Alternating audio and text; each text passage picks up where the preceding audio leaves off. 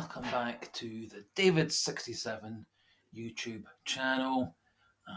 Today's video going to be a quick look, and I promise you a quick look at Celtic's various different options. On the right side of the front three, that is likely going to be the setup that Rodgers goes for in the game against Kilmarnock on Sunday. I've done a wee short video regarding this as well as a trailer to this longer video, and there's also a poll with 5 choices on the David67 channel within the community section, and we'd love to see people's comments either as part of this video or as part of the shorts video, and votes in the community section poll also. Before we crack on, please do consider, if you haven't already, clicking that subscribe button. Subscriber numbers going up little by little, which is always very encouraging, and also lots of very nice positive feedback and comments regarding the content, the style, etc. Those are always greatly received as well. And I'll respond as quick as I can, either through the comment section or through the future videos. Now, as I said, Celtic do have a number of options wide on the right for the game against Kilmarnock on Sunday. None of which for me are actually at the moment that strong. It's a bit of like treading water until Maeda and Abada come back. I think Maeda is scheduled to come back possibly as early as the Feyenoord match, but probably most likely the game is just before and after Christmas, leading into the winter break. Of course, if Maeda returns to full fitness, he's very likely to be in Japan's squad for the Asia Cup in early 2024.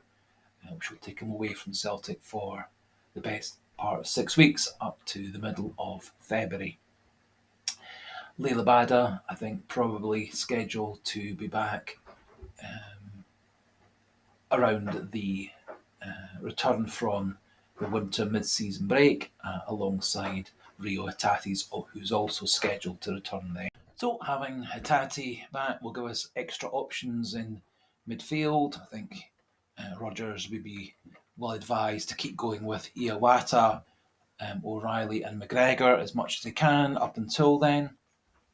And having Maeda and Abada and Palmer will give us 3 excellent players to play on the right and the left, and having 1 very strong player to come off the bench when needed, rather than having 4 options, none of whom really fit the bill to be an Abada or a Maeda or a Jota or a Palmer. So, in terms of Brendan Rodgers' options for Sunday, I think the most likely one he was going to go for is Mikey Johnston. Mikey Johnston got the last start against Hibs. Rodgers wasn't very complimentary, felt that Johnston needed to do far more. Marco Tilio got around about half an hour. I think he was pretty much just as good as Mikey Johnston, without really creating an awful lot of chances for himself or other people, although we did have 1 shot on goal, reliably informed. Other option, James Forrest.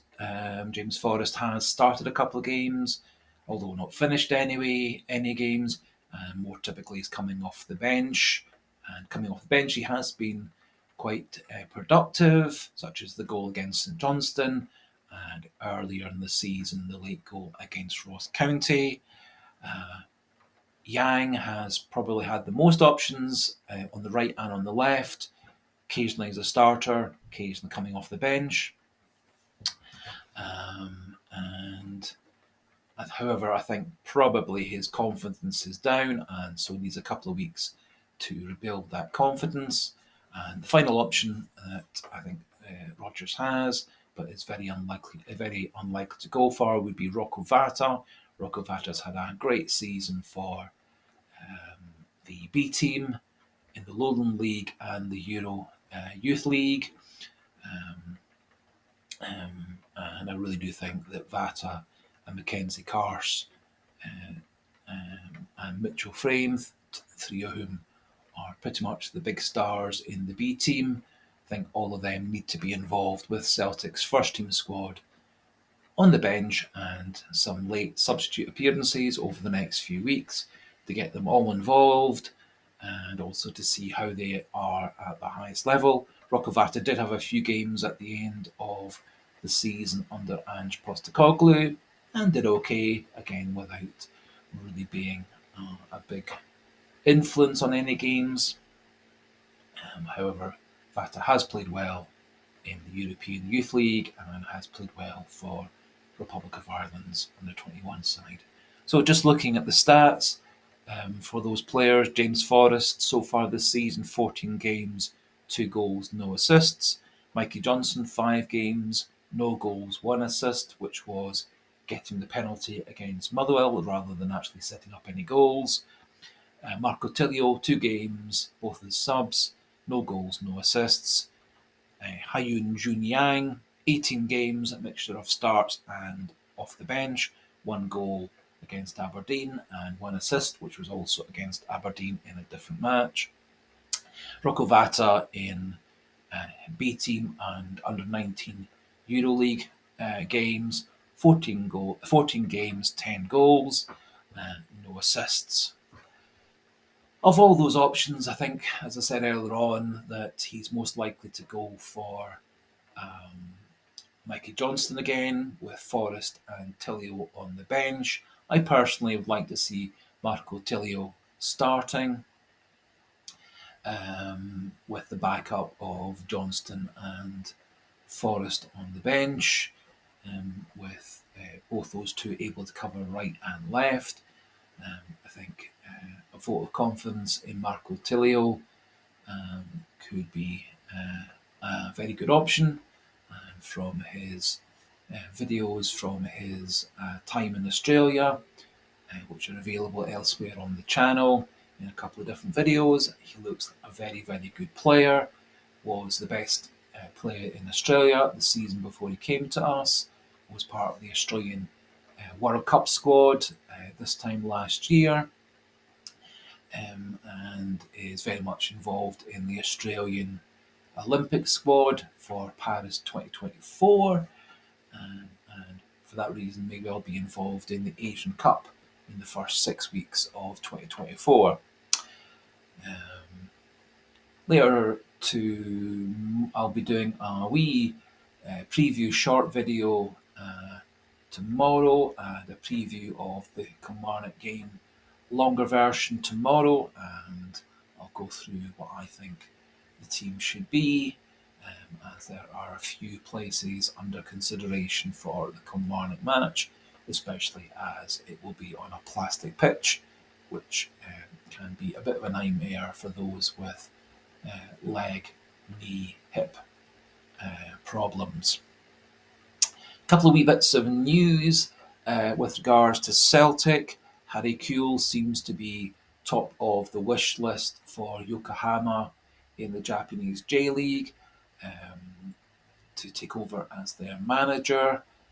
A lot of people are speculating that if Kewell was to go off to Japanese football to emulate Ange Postecoglou, who was there before he came to us, then Scott Brown would then be brought in as one of the first team coaches, which could be very interesting, and I think also could do a lot for squad morale and dressing room atmosphere and morale.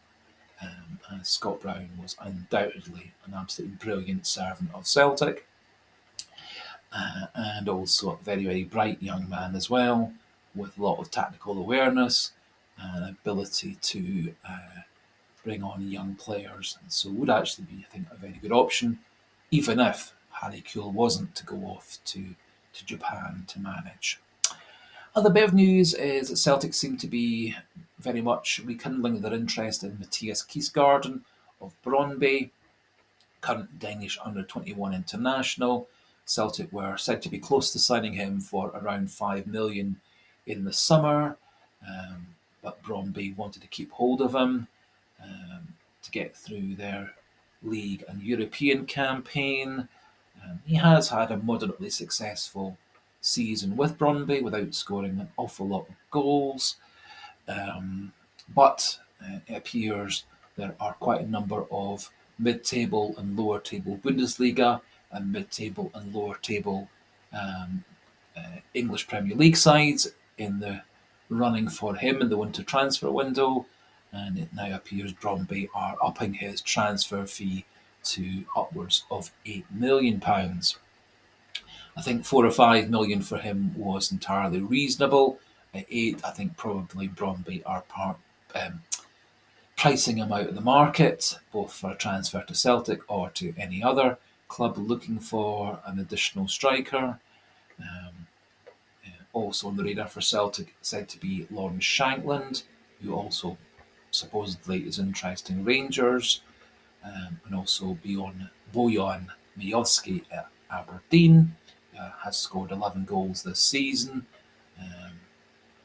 Miovski gives a bit more of a threat in the air and is able to finish right-footed and left-footed, and so is a bit more of an all-round player. I'm not convinced that Miovski could step up to be a good scorer in European football. Similarly, I also have my doubts about Lawrence Shankland stepping up to the highest level, but I think both Miovski and Shankland would do very well in Scottish football for Celtic, and would be good backups to O and Kyogo. Miovski said to be available for around 4.5 million, and Shankland possibly 2 to 3 million, although there doesn't seem to be any formal inquiries from Celtic or Rangers to Hearts to see what the asking price would be for their captain. I think if Rangers or Celtic were knocking on the door for Lawrence Shankland, he would be very keen to come to play, especially for Celtic, to prove himself at the highest level. And given that Shankland is also Scottish,